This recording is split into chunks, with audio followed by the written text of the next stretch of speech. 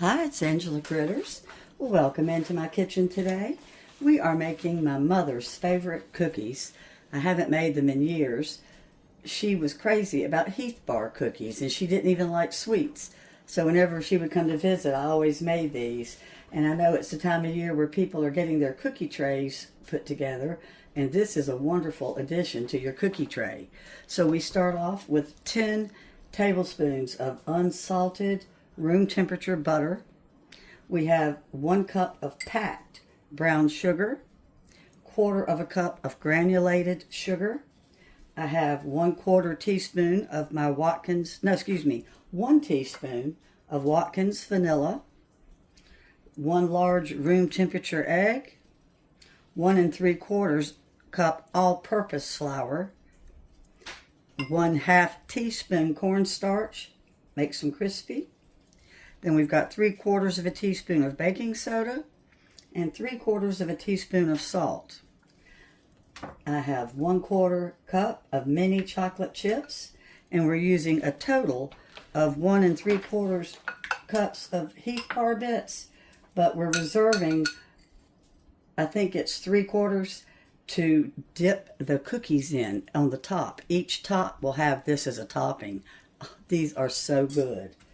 So that's everything we need to get started. And of course, parchment paper on your cookie sheets. It just makes them come out so much better. Or foil if that's what you have. Let's get our butter creamed with our sugar. We've got the 1 cup of the packed light brown sugar. And then I've got my white sugar, which is 1/4 cup of granulated. And it's going to mix together for 2 minutes. Let me set my timer.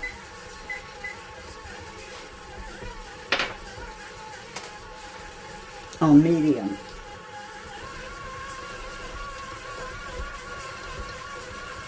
Then we'll scrape our sides down.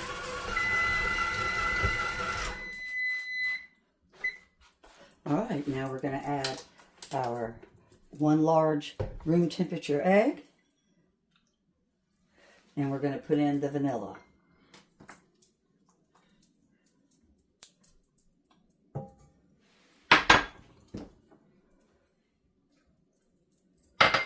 And we're going to, we've got to push down our sides.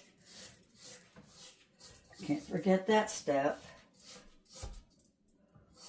Okay, my sides are pushed down.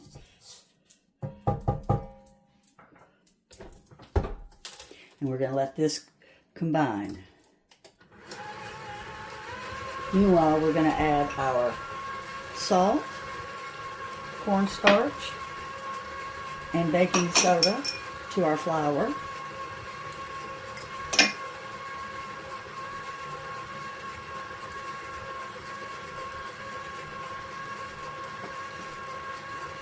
And it's going to sit on top of the dough.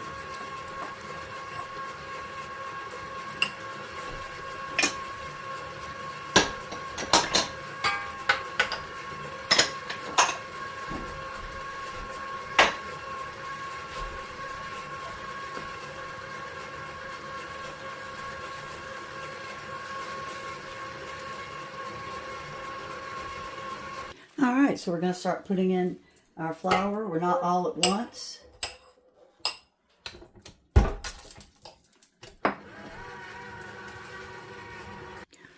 All right, let's beat down our sides again. We're not really going to beat them down. Put in a little bit more flour.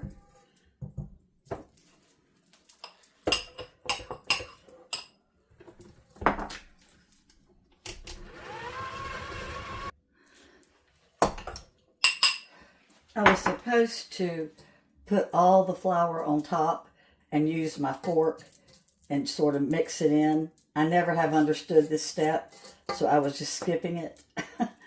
But my recipe that I've been using for 50 years does say to do that. I just don't like to do it. What's the point? It's getting blended up again. But I'm going to put it that way in the directions because that's my original recipe. And then now we're going to partially mix up the rest of this, and then we're going to put in our bits. We're not going to let it get real mixed up, just partially. And that's it. I've got a piece of paper written down. I don't make these very often. All right, so let's pull off our sugars, and we're going to add in our Heath Bar bits and our chocolate chips, and then we're going to let this sit in the refrigerator wrapped in plastic for 45 minutes to prevent spreading. Please don't skip that step. When a cookie is told to be in the refrigerator for that length of time, there's a reason. That way you don't get a thin, spread out cookie. All the dough stays together and makes a perfect cookie. And don't leave it overnight. The dough will just be ruined. You can't do that. All right, so let's fold in our Heath Bar bits. And then we're going to put in the chocolate and just gently work it in.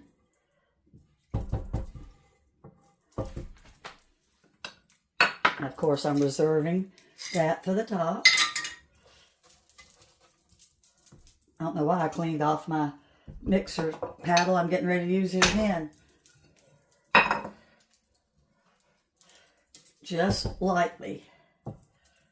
If you don't have a stand mixer, of course, you can use electric hand beaters, your hand mixer. All right, so let's just give this a quick little whirl. That's enough. All right, these are going in the refrigerator for 45 minutes.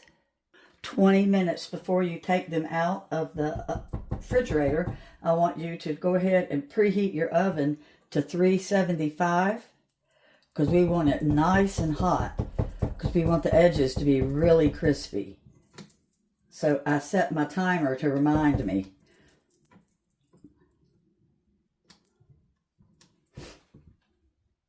Well, it's been 45 minutes. We're nice and chilled. And you use, the recipe is supposed to have a 2 tablespoon cookie scoop. And I just have a 1 tablespoon cookie scoop. So I'm just using a tablespoon and rolling it into the balls. It's supposed to be a decent sized cookie. And see how this one comes out almost round. And then you roll each one into a ball. And we're going to put them 2 inches apart. And each ball is going to be pressed down into the bits. Look at that. Here we are, nice big cookies. They're going in at 375 for 9 to 11 minutes.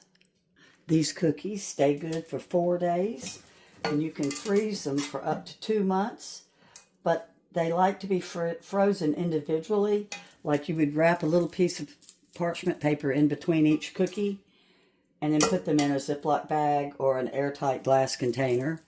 And they're good for 2 months in the freezer.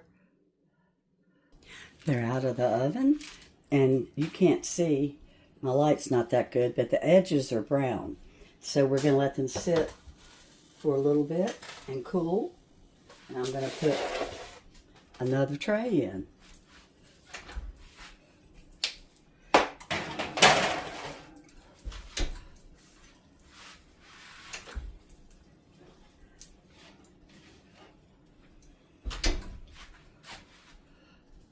Let's break one in half so you can see it. They're chewy on the inside and crispy on the outside. You're going to love this cookie. You're going to wonder where it's been all your life. And as always, I'll put the directions in the description. And thank you so much for watching. Bye-bye.